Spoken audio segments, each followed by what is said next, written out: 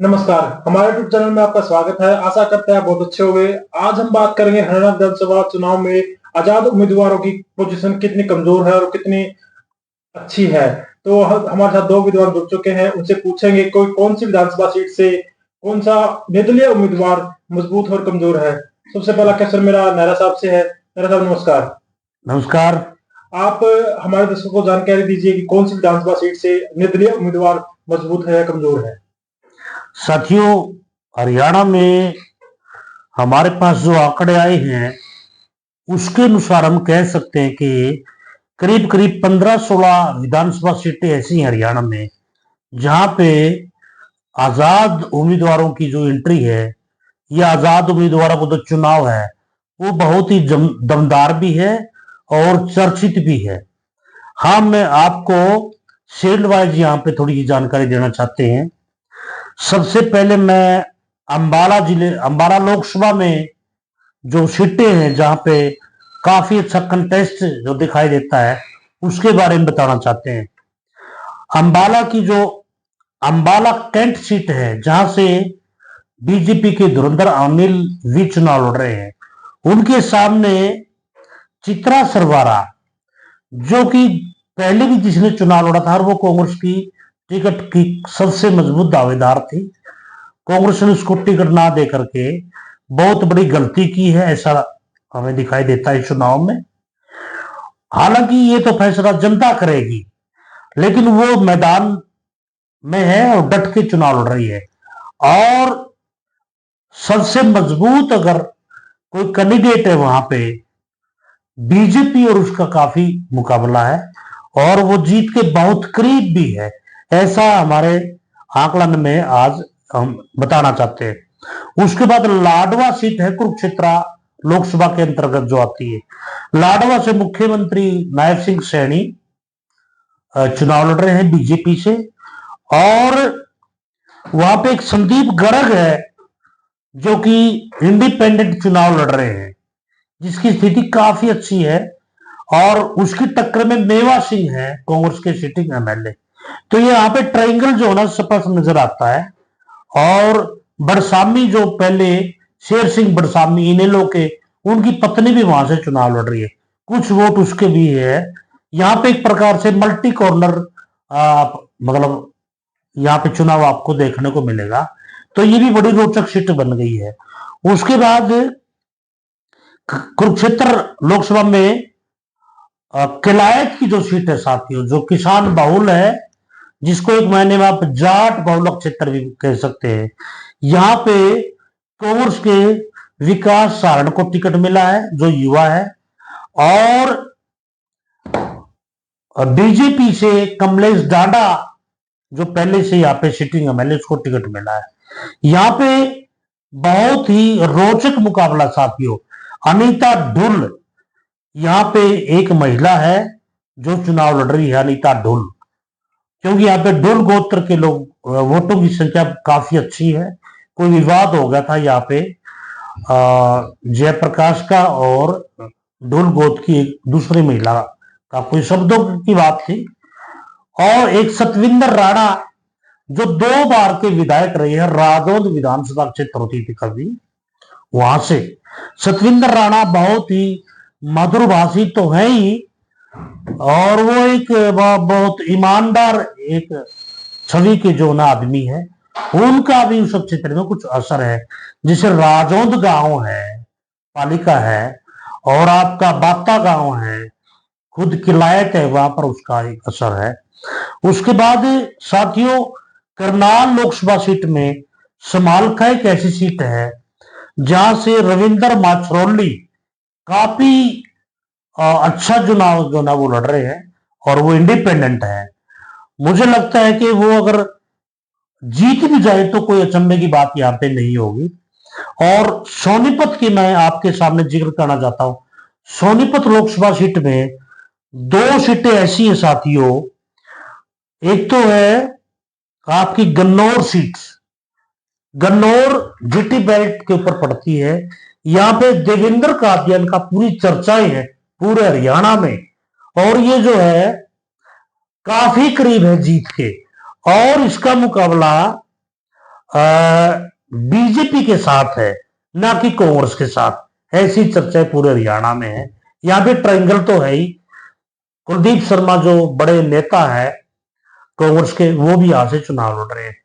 उसके बाद गोहाना की एक जो सीट है साथियों, एक काफी नौजवान है, काफी तेज तर्रार भी है, और वो यूट्यूब पे उसने काम किया है, हर्ष शिकारा। उसका भी नाम काफी जोरों पे है क्षेत्र में, और बाहर के उसके जो साथी हैं, फॉलोअर्स हैं, वो भी चुनाव में गए हैं। इसलिए गोहाना भी अपने में एक हॉट सीट बनती हुई नजर आती है, और ये भी इंडिपेंडेंट जो ना चुनाव यहां से भी निकल सकता है। हालांकि कल राहुल गांधी जी वहां पे आए थे, देखने वाली बात होगी वो कितना मतदाताओं को अपनी तरफ उनका रुख उन्होंने किया है। एक सीट रह गई थी करनाल में, असंध।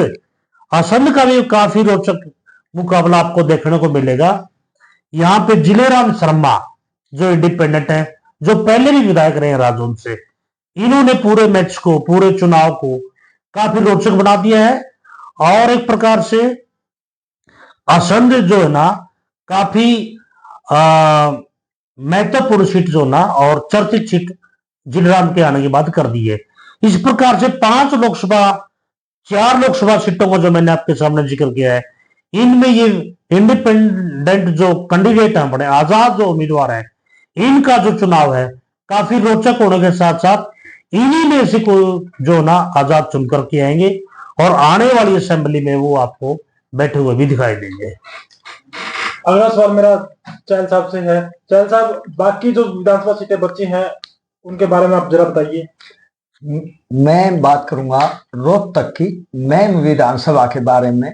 रोहतक की जो मेन विधानसभा है, यहाँ से पहले बलराज कुंडू विजयी रहे थे, इस बार भी वो दोबारा इलेक्शन लड़ रहे हैं, और यहाँ से शमशेर खड़खड़ा हैं जो, वो उनकी पत्नी भी इलेक्शन लड़ रही है। यहाँ तिकोना मुकाबला है, जिनमें आनंद सिंह डांगी के पुत्र बलराज कुंडू वह शमशेर खड़खड़ा की पत्नी के बीच में ही सुनने में आ रहा है, और यहाँ एज इस समय बलराज कुंडू को ही मिलता दिखाई दे रहा है। उसके बाद मैं बात करूंगा झज्जर की बहादुरगढ़ विधानसभा के बारे में, जहां से राजेश जून जो कांग्रेस की टिकट मांग रहे थे, उन्होंने भी यहाँ मुकाबला त्रिकोणीय बना दिया है, और आज के दिन राजेश जून की स्थिति मजबूत दिखाई देती है।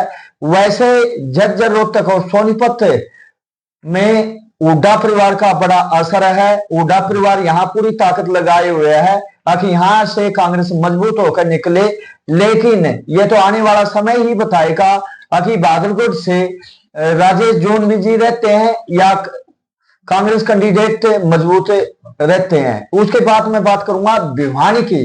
भिवानी से तोशाम विधानसभा क्षेत्र है, जहां से श्रुति चौधरी जो कि बीजेपी की टिकट से इलेक्शन लड़ रही है, और कांग्रेस की तरफ से अनिरुद्ध चौधरी जो कांग्रेस के कैंडिडेट हैं। यहाँ तिकोना मुकाबला शशि रंजन परमार ने बनाया है। शशि रंजन परमार की स्थिति भी तोशाम विधानसभा में मजबूत दिखाई देती है। अगर वोटों का बिखराव हुआ जाट कम्युनिटी में, तो शायद शशि रंजन परमार भी ये सीट निकाल सकते हैं। उसके बाद मैं बात करने वाला हूँ हिसार विधानसभा के बारे में। हिसार विधानसभा क्षेत्र से शास्त्री जिंदल जो कि नवीन जिंदल की माता है और उद्योगपति हैं, उनकी फैक्ट्री में काम करने वाले कारीगरों की संख्या 45,000 के नजदीक बताई जा रही है। शास्त्री जिंदल ने बीजेपी की टिकट की मांग की थी, लेकिन बीजेपी ने उनको टिकट ना देकर कमल गुप्ता को टिकट दिया है, और कमल गुप्ता और शास्त्री जिंदल के बीच में हिसार विधानसभा सीट से मुकाबला बना हुआ है। लेकिन लोग मानकर चल रहे हैं कि यहाँ से शास्त्री जिंदल मजबूत है, जबकि बीजेपी कैंडिडेट कमजोर हैं। उसके बाद मैं बात करने वाला हूं सिरसा लोकसभा क्षेत्र के बारे में। सिरसा लोकसभा क्षेत्र में रानिया है। रानिया से चौधरी रणजीत सिंह चौटाला इलेक्शन में निर्दलीय के तौर पर लड़ रहे हैं, जबकि INLD की तरफ से वो अर्जुन चौटाला जो इसके अभय चौटाला के पुत्र हैं वो हैं, और कांग्रेस कैंडिडेट थे सर्वय मित्र हैं जो कि कंबोज कम्युनिटी से संबंध रखते हैं। वहां भी तिकोना मुकाबला बना हुआ है। इसके बाद सबसे बाद में मैं जींद जिले की बात करने वाला हूं। जींद जिला हरियाणा की राजनीतिक रूप से राजधानी कहा जाता है। जींद जिले की 5 विधानसभा क्षेत्र हैं, जिनमें से 3 पर तो किसी का कोई किसी तरह का वो है नहीं, या तो इन लोग मजबूत है या कांग्रेस और बीजेपी की टक्कर है। लेकिन ओचाना और सफीदों के बारे में इस बार थोड़ा हालात बदले हुए हैं।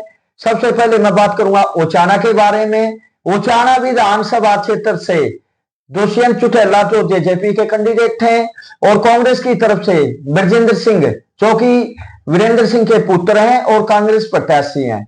लेकिन यहाँ इस बार मुकाबला चौकाना दिखाई देता है, क्योंकि यहाँ से जो वीरेंद्र सिंह घोगड़िया हैं जो कांग्रेस की टिकट की मांग कर रहे थे, लेकिन कांग्रेस ने उनको टिकट ना देकर बरजिंदर पर विश्वास जताया है, जिसे आहत होते हुए वीरेंद्र घोगड़िया ने निर्दलीय इलेक्शन लड़ने का फैसला किया।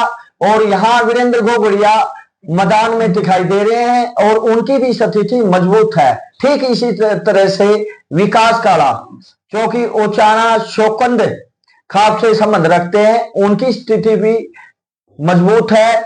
इसलिए ओचाना विधानसभा क्षेत्र में चौकोना मुकाबला है, जो कि बीजेपी, कांग्रेस और वीरेंद्र घोगड़िया व विकास काला के बीच में है। यहां से वैसे दुष्यंत चौटाला भी इलेक्शन लड़ रहे हैं, लेकिन उनकी स्थिति इनकी अवेज में कमजोर दिखाई देती है। अब मैं बात करूंगा सभी 2 विधानसभा के बारे में। सभी 2 विधानसभा से इस बार 4 पूर्व विधायक इलेक्शन लड़ रहे हैं, जिनमें से राम कुमार गौतम जो कि पहले नारनौल से विधायक थे, अब उन्हें बीजेपी ने टिकट दिया है, वो है। दूसरी तरफ सुभाष गंगोली जो पिछली बार कांग्रेस से टिकट लेकर विजयी हुए थे, वो है। और जसवीर अंटेवाला जो कि देशवाल गोत्र से बिलोंग रखते हैं, वो भी पहले विधायक रहे हैं, वो है।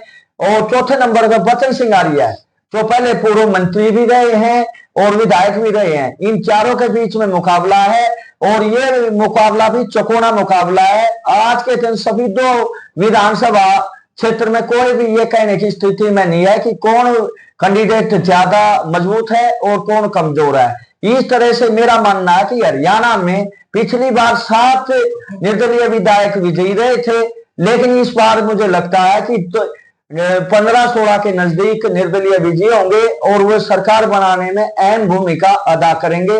वह